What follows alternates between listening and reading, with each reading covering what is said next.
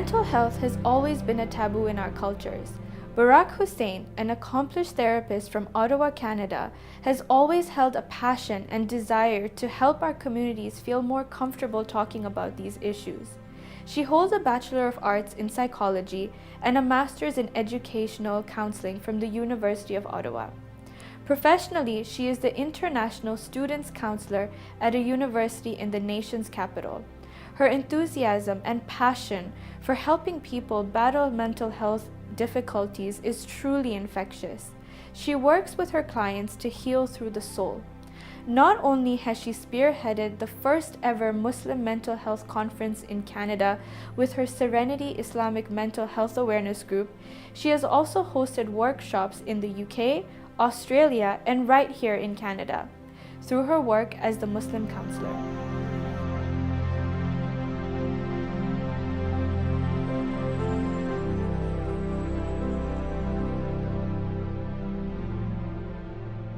To be able to help somebody and help them explore their potential, help them work through the journey of their struggle is incredible to watch and to be a part of.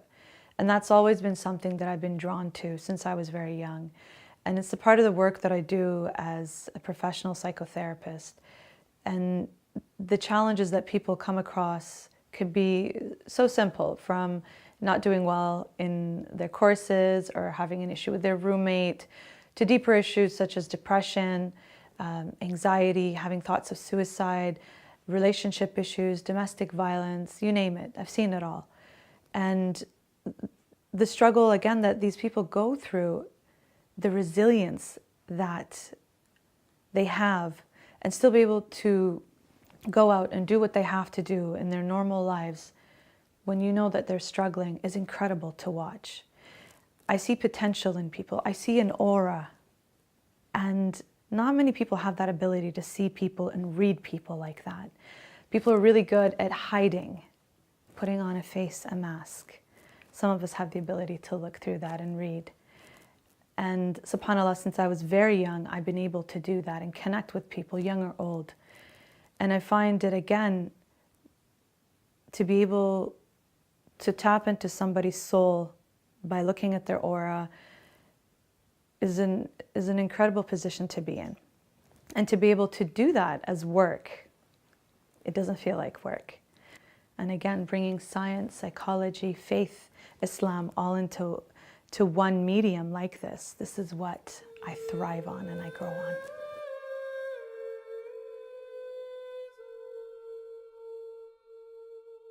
I identify myself as a Canadian, Iraqi, Karbala'i follower of Ahlul Bayt, alayhim as-salam, alhamdulillah. And I didn't come to that identity very easily.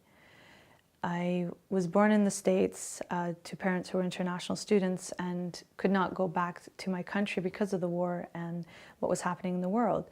And after that, growing up in England and living in different parts of the Middle East and then settling in Canada had a huge impact on me being able to identify myself through these different parts. And growing up in Canada definitely had a huge impact on being able to understand these different parts of my identity. For example, growing up in high school in a Western school with a hijab, and yes, I was very lucky to go to a high school where there was quite a bit of diversity. I wasn't the only one wearing the hijab, but that wasn't the case growing up. And putting on the hijab at around 9 or 10 years old was a journey in itself. I was living in Quebec where just the way we looked was a minority, let alone speaking and wearing the hijab. And my mother did wear the hijab there. But the looks that we got when walking down the street, I recall as a child, I would say, oh, we're the freak show. And I would see that in people's faces in terms of how they would look at us. That impacted me deeply in terms of early recognition of Islamophobia and racism and discrimination. We would speak in English because we didn't know French very well. And there wasn't a very positive response back. Needless to say, we didn't really last long in Quebec, and we moved to Ontario. And even then, the different parts of Ontario that I lived in, there wasn't a lot of diversity in terms of visible minorities, such as somebody wearing the hijab. And so crossing the border literally from Quebec to Ontario, I decided then and there, that's when I will wear the hijab. And I recall as we were traveling across the border, there was one of my father's friends was helping us move. And at that point, he saw me before with the hijab and wearing it after as well, which I thought was funny. But that in itself is part of the journey and the process in terms of how people look at you and how this works with your identity as well. And again, I recall very young how that impacted me, and growing through the hijab and growing through the hijab with it, and how people would look at me and how I would look at it. Of course, we all go through these phases, and I felt almost like a pioneer. Now I look at it that way, but at that point I was just doing it. And so experiencing a lot of discrimination and racism, and at that point we can now identify it as Islamophobia. We did not have that term back then. I could see how it did impact me now. And so leading into high school, and this is the age where we have more deeper thoughts about who we are, questions about why are we doing what we're doing. And I recall in high school, for example, one lunch hour, there were events in the auditorium, more musical events that we're not supposed to go to, and you could hear it. And that same evening, our community rented out the high school and the auditorium where they had a majlis. And so I recall very young thinking, interesting how during the day this place was used for these purposes, yet in the evening they're used for these type of purposes. What does that say about me? What does that say about me living in this medium, this cultural identity, dual identity that I have? And I had these thoughts, and of course, these thoughts I studied more about when I went into my studies later on in psychology. But it did have an impact on me growing up in terms of during the day I could be one thing when I'm at school, during the evening back at home, and growing up in a very traditional Karbala'i household, you could almost see the clash. Now, I didn't fight it because I believed in what I was taught growing up in terms of the faith. I did not agree with the cultural ideas as well, and this is part of the issues that we see in our community now in terms of the elders teaching our young ones the customs and the culture, which sometimes really do clash against our Islamic principles. And I did see that growing up, especially when it came to being a woman, a female, and how you're not supposed to say something or do something because you are a female. But then when you look at our faith, that's not what it's like at all. And so there was that conflict when it came to faith, when it came to culture, when it came to Western culture, when it came to Iraqi or Karbala'i Arab culture and interacting with other cultures. That had a huge impact on me growing up. But I didn't realize what that impact was until later on when I went into studying how this affects our psyche, affects our mental health. It affects the journey that we are on into learning about who we are as human beings, who we are, in my case, as a Canadian, Iraqi, Karbala'i follower of Ahlul Bayt alayhim as-salam.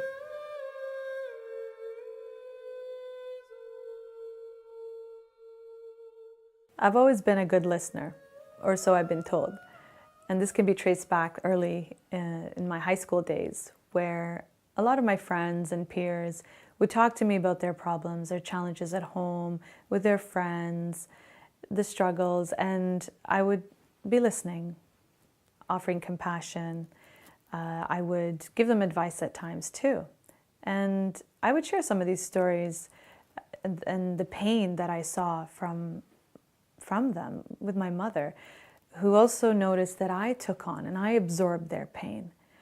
And she interestingly pointed out, so you want to go down this path of helping people, yet how are you going to do that if you take on people's pain? That can really affect you because you get very emotional. And it's true, I would get very emotional knowing how other people would struggle the way they do, or things unfair or painful things that would happen to them. And I would take it on. I would take it on within myself, and I would start feeling what they would be feeling. And so definitely down the path that I have taken to the work that I do today, I've learned how to manage that, and this is one of the things that we're trained in as well. And I hear this from a lot of people who tell me, how do you do what you do? How do you listen to people's stories? And these stories could range anywhere from people who've experienced war, people who've experienced post-traumatic stress, people who've experienced violence, abuse, who've experienced depression, anxiety, thoughts of suicide. And so people tell me, don't you get depressed listening to people's depressing stories all day long? And you would think, yes, you would, which is why not everybody can get into this work, and which is why a lot of people would burn out also in this field if they don't take care of themselves, if they don't know how to put a barrier and not necessarily block. You can't do that, because then you wouldn't be in tune with your emotions and your human side.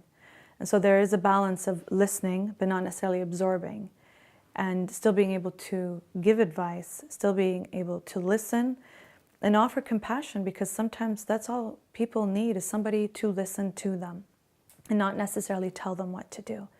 And that in itself is an art, and not everybody can master that. I hope, inshallah, that I continue learning how to master that skill.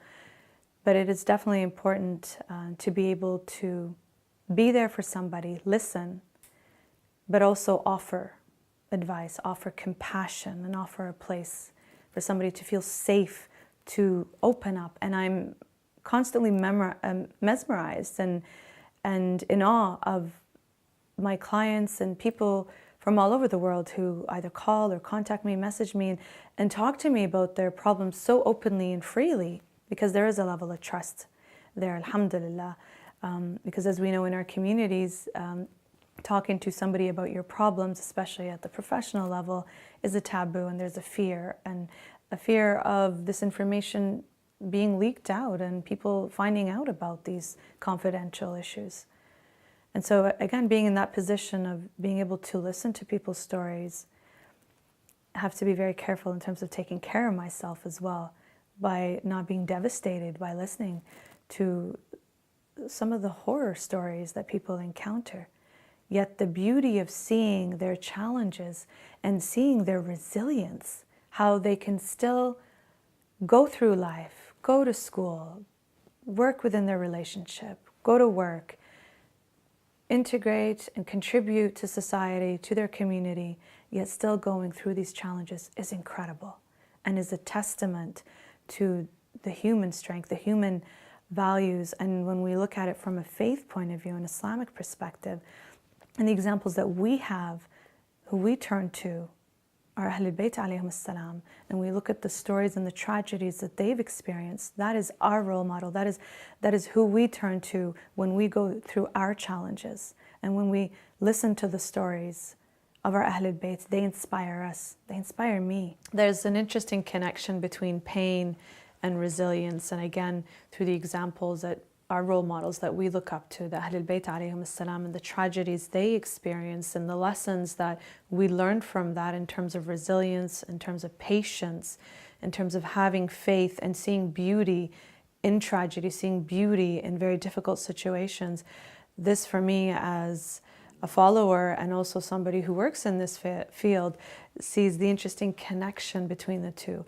And I like to work with that in the workshops and the seminars and the lectures that I talk about when it comes to mental health, psychology, and faith in Islam. Again, these are the role models that we have to look at that concept of pain, resilience, and working through challenges.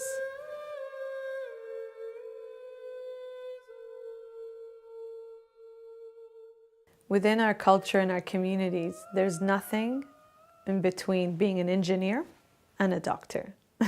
And I think a lot of our youth have experienced that. And so coming from that type of background, again, I was expected to be either one or the other.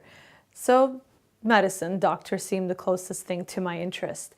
And on that journey, I quickly realized that I don't have the brain for math and science, and although I absolutely respect it and value it, and I'm in awe of those people who have the ability to understand and apply that, I knew that was my limitation. I was more along the lines of writing and speaking, and yes, psychology, which is the study of the self, the nafs.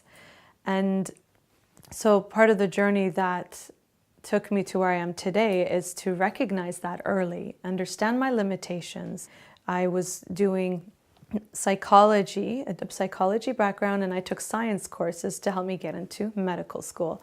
And I was doing all the things you needed to do, but I still struggled with the science courses, and it took away from my psychology courses, which were the ones that I was good at.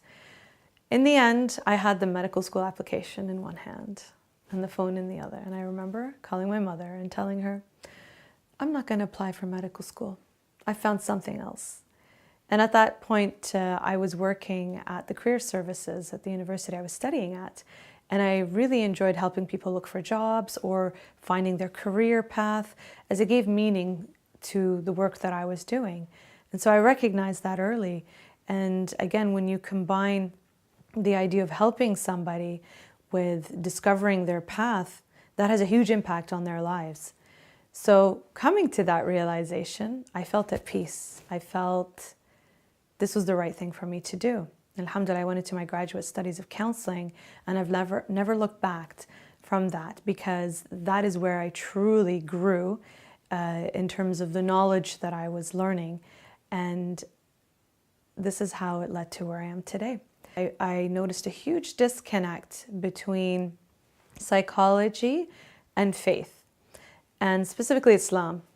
In one of my classes, the professor talked about Western psychology and jumped all the way to Eastern psychology. And I quickly lifted up my hand and I said, what about Middle East? What about the middle area? You completely skipped over that.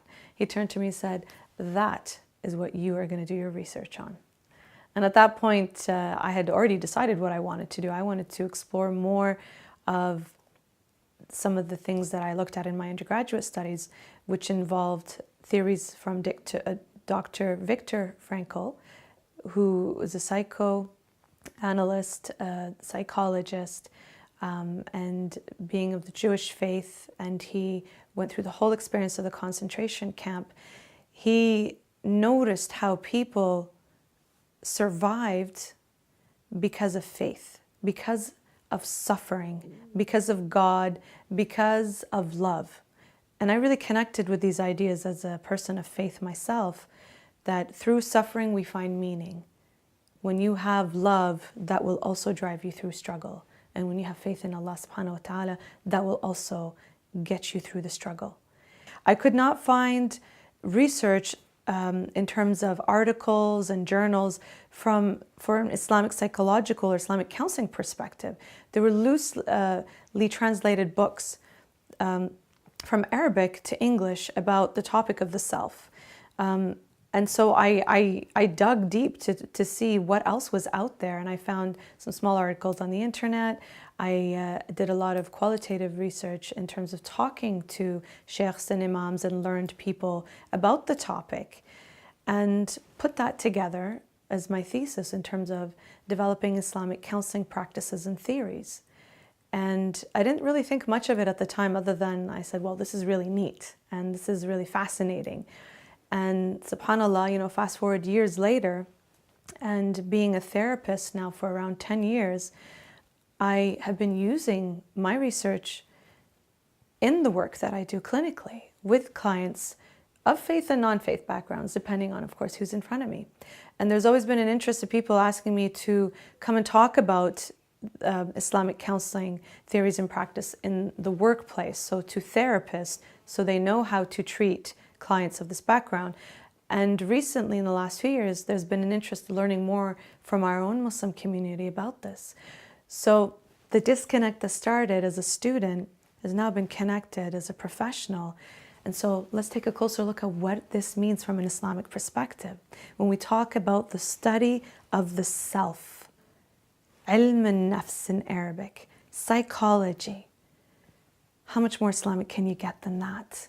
The study of the self, which is what our faith is all about.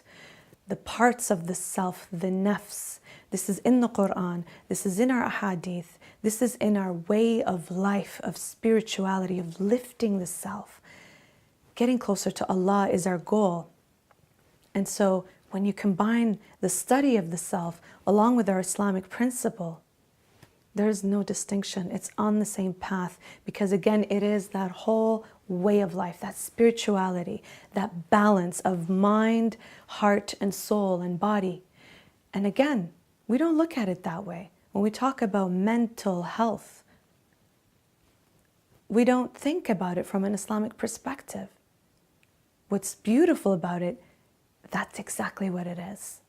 And I become incredibly passionate, as you can tell, about this topic, and I light up with it because this is what I do and this is part of who I am, but it's also what I would like the person in front of me to really work through in terms of their challenges. And if we are using faith-based, to understand that there is no separation between the two when it is about self-actualization and reaching your goals at the spiritual level in terms of connecting to Allah and bettering your life and using the Quran and the Ahlul Bayt, our two thaqalain, to not steer off that path.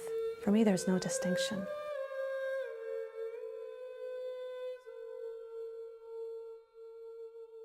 Always an interesting topic is, of course, the role of women in our society, in our communities, and especially as Muslim women, visible Muslim women, how they integrate, how they interact, and how much they put themselves out there.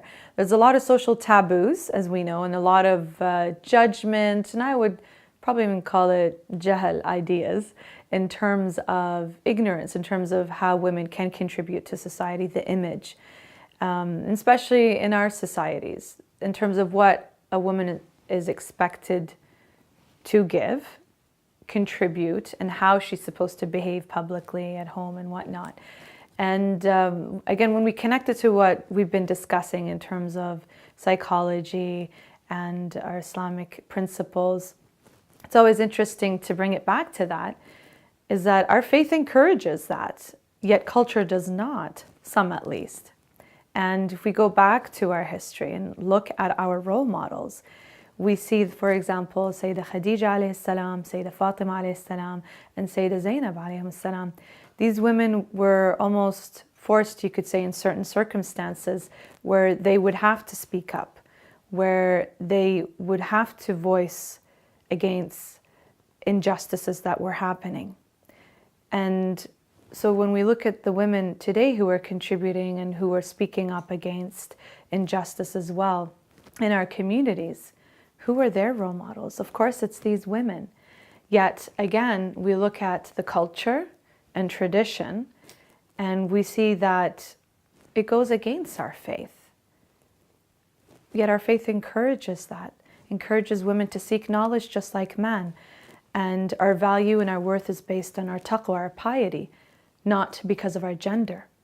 And we could have a whole discussion and argument and debate about all of these ideas. But when we look at the impact on young women today, and especially the Islamophobic trends that we are seeing, it can really impact the young women when there is a lack of support from the community.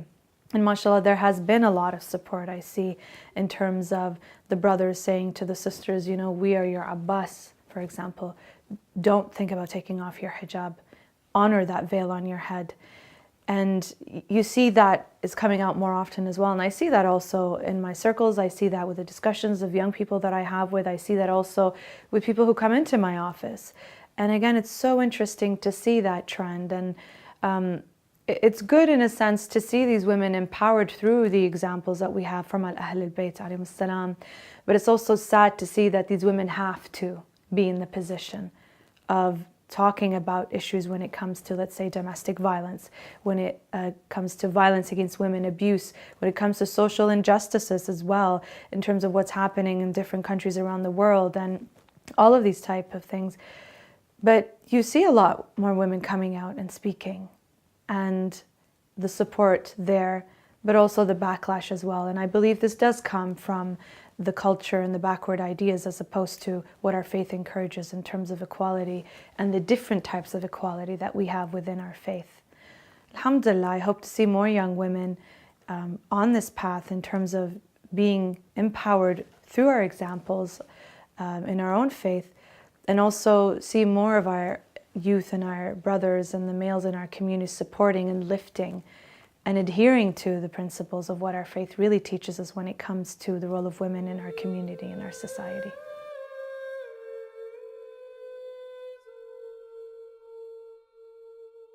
What does it mean to be authentic? This is a big one for me. my personal life, from my professional life, with my friends, my family, my work, and especially as a therapist. What does it mean to be authentic? When you are sitting across from somebody and you are listening to their story, you are listening to their pain, you are absorbing their pain, you are giving compassion and empathy to them, you are giving advice. What does it mean to be authentic in that position?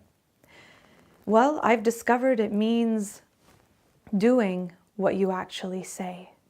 And in a position of responsibility like that, and I consider it an honor to be in such a position, to listen to somebody who's opening their heart and their pain and something so private to you. It's not an easy thing to do. So how does this reflect back to me in terms of being authentic? I've learned over the years, through my own struggles, in my personal life, in my professional life, in order for me to have any right to give advice to somebody, I must live that advice. I must actually apply what I tell others to do. Otherwise, I'm not being authentic to myself. I would be lying to myself. I wouldn't be able to live long enough with myself in terms of the burnout that I could get out of the work that I do.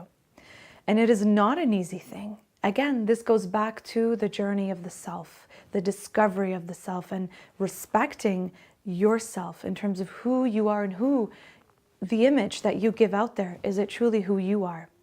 And I've struggled with that over the years, and through my journey as a therapist to where I am today, I have struggled with that. And so again, the idea of being authentic as a therapist is to truly believe in what I'm doing, is to truly understand what I'm doing and how it can impact others. But again, living and breathing and applying that. And of course, when we look at that from an Islamic spiritual perspective, you know, we could say a lot about that for those people who are speakers, those people who are in a leadership role, for those people who have the responsibility where young people are looking up to them. Do you really apply what you preach and what you teach? What does it mean to be authentic? Especially for those of us who are in the position where other people are looking up to us. What kind of honor and responsibility is that? And we see a lot of people who don't respect that position, say one thing and do another. And I ask the question, how long can this person last, not being genuine to themselves and authentic to their way of life and what they give out there? And again, I'm constantly thinking about that and constantly challenging myself. Again, it's through the stories and the real life experiences that I may have gone through, and what I have seen through others, and how we all inspire each other and lift each other with all of the challenges that we experience. How do you deal with the struggle? That in itself is authentic as well, in terms of putting on perhaps a face to the world, just to get by, just to get through. But within yourself, how you struggle. And again, we can look at that beautiful example of Sayyidah Zainab alayhi salam, where she sees beauty in the struggles that she went through. That in itself is so raw and so deep and so inspiring and authentic. And it is an example always in my mind whenever I experience my personal struggles, or when I see other people go through that. The raw beauty and authenticity in acknowledging the tragedy, but also growing from it. And inshallah, I'm always able to work through that.